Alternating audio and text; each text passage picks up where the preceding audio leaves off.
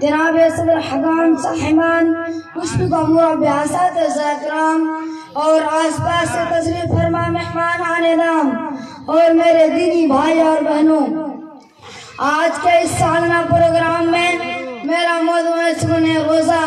روزہ اسلام کے 5 بنیادی ارکان میں سے ایک ہے۔ اللہ تعالیٰ قرآن مجید میں ارشاد فرماتا ہے، یا ایھا الذین آمنوا کتب علیکم الصیام کما کتب علی الذین من قبلکم لعلکم تتقون۔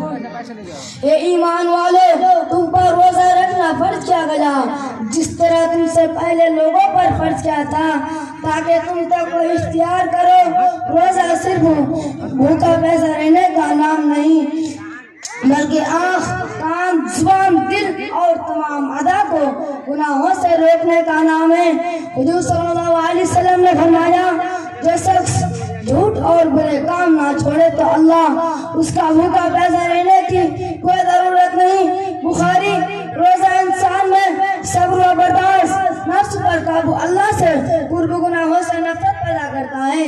روزہ ہمیں یہ سکھاتا ہے کہ اگر ہمیں حلال چیزوں سے اللہ کے حکم پر روک سکتے ہیں تو حرام سے کیوں نہیں۔ روزہ ہمیں غریبوں اور محتاجوں کی بھوک کا احساس دلاتا ہے۔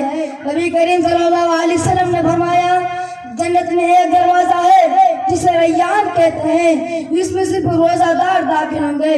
بخاری مسلم۔ حدیث قدسی میں ہے، روزہ میرے لیے ہے اور میں اس کا بدلہ دوں گا۔ یہ روزہ کی عظمت کی سب سے بڑی دلیل ہے۔ اگر ہمیں روزہ کی روح کو سمجھ لیں تو ہماری زندگی سمجھ سکتی ہے، معاشرہ پاکیزہ بن سکتا ہے اور ہمیں اللہ کے مقرب بندوں میں سے شامل ہو سکتے ہیں۔ اب آخر میں اللہ تعالیٰ سے دعا ہے کہ ہم تمام مسلمانوں کو روزہ رکھنے کی توفیق عطا فرما، آمین۔ وآخر دعوانا الحمدللہ رب العالمین، والسلام علیکم ورحمۃ اللہ وبرکاتہ۔